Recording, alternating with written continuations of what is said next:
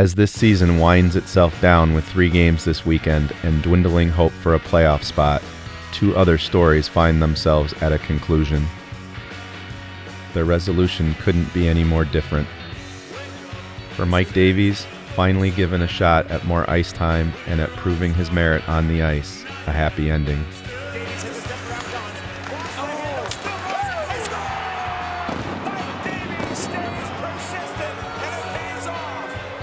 For Zach Miskovic, a different sort of scenario. Miskovic under the rush and a glove save by Climby. Boy, what an interesting week it's been for Zach Miskovic. Traded by the Wolves early in the week. First 2 games with San Antonio, he's picked up assists and a chance to give his new team the lead here. Obviously, me and Miski were in the Zach Miskovic were in the exact same situation.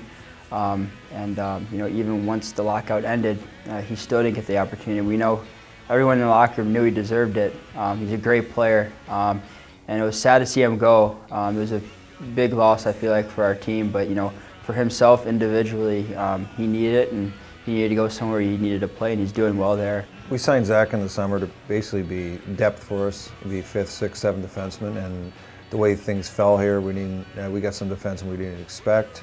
So Zach was kind of on the outside looking in, and he was the ultimate professional here. He was just a great guy, not complaining, probably the hardest worker in practice, the greatest guy off ice, and I basically told him that you know, he needs to play, and he was in agreement with that. He didn't want to leave Chicago. He loves playing here, loves being a part of it here. He's a Chicago guy, the whole deal, but for his own career, he had to go somewhere so he can get some playing time and continue his career.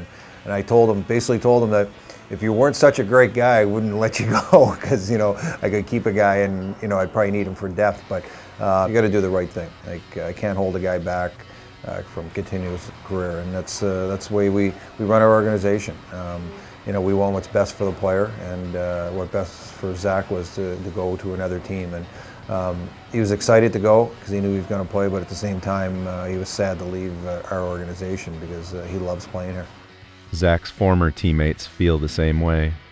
Well, yeah, I mean, it's an unfortunate part of the business. I mean, Zach's a great guy. And the nice thing about our team is, like, no one holds what you do on the ice or what you do off the ice. You know, no one's going to talk to him because he's not playing or anything like that. Like, he's very much part of the team. You know, I think in his situation, it was fortunate for him to be sent somewhere else because he's getting a lot more playing time, and that just, I mean, in the end of the day, he needs to, you know, get some playing time, so hopefully it leads to better things the next year and years after that. So, you know, it's obviously he was a good friend, and you know, he's a good team guy, well liked here in the community. So tough to see him go, but at the same time, you know, it was almost a better situation for him to go because unfortunately he just didn't seem to fit into things here. You know, Wendell did exactly what I think he needed to do. His heart felt like you know, Zach's a great player. And, you know, he needed to be playing, just like I said before. And you know, it was good for Miski. You know, I know he's from Chicago and he wanted to be on the Wolves, but at the same time, this is his career and job, and that happens in life where, you know, guys get, I guess, transferred. This time he got traded, so it was a good thing for Miski, and I'm happy that he's doing well, and I think our whole team is really happy to see how well he's doing down there. The San Antonio Rampage gained a grinder and an even better teammate in Zach Miskovic, but unfortunately, they couldn't secure a playoff spot. We have a saying here, you know, once a wolf, always a wolf, and you know, we always track players down, find where they're at, whether they're playing the American League, NHL in Europe, or East Coast League, Central League. We always have an eye on guys that were once a part of our family of the Wolves. After the lockout ended this season, Mike Davies spent more ice time in a Wolves sweater. I waited, you know, first half of the season for the lockout to end, and I just stayed focused, and I knew that once that opportunity came, I had to be ready, and I took advantage of it, and that's the type of, I think, person that I am, is opportunistic. And you know, I was really excited to get in the lineup, and you know, I strive for those opportunities to you know, make things happen and put the puck in the net in those big situations. Mike brought a lot to the table. You know, we know his skill level. He's got great numbers from college. You know, he led Wisconsin in scoring by, I think, like 15, 20 points in his senior year. So he's got skill. It's funny because I hear players coming off from practice and saying, you know, what a sick move, you know, Davies did today. He did this. He's the type of guy that watched the shootout the night before and does the exact move that an NHL player did in a shootout and score. So the skill was there.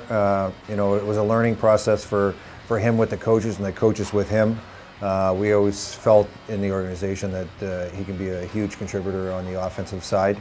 And if you look at his stats, he's like a +10 on our team too. So he's bringing it all, and you know, he's getting more and more ice time. He's earned his keep with the coaches, and he's getting that opportunity on the power play. And the coaches have a lot more confidence in him.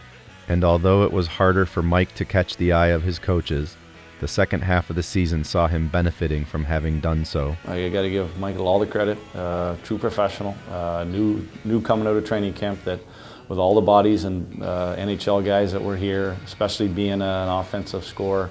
At one time we had some of those guys in place, and then once the NHL got started up, Michael got an opportunity, and I told him to be patient. I told him that, you know, his chance would come, and you know what? He's made the most of it. He, whether he was, you know, early on he'd get dumped in the lineup and, you know, he'd score a goal and maybe play 3 or 4 games and be back in the stands again, and then he'd come back in and he'd get some opportunities. So now he's playing a big role for us. He's a guy that we lean on the power play. He's a guy offensively that you look to when he has that great shot, and he has real good vision to make plays. And Mike's worked hard. He hasn't very well could have, you know, sulked. He could have, you know, been upset and you know, really kind of pouted about his situation, but that's not what he did. He handled it professionally, and you know, he's reaping the rewards from it.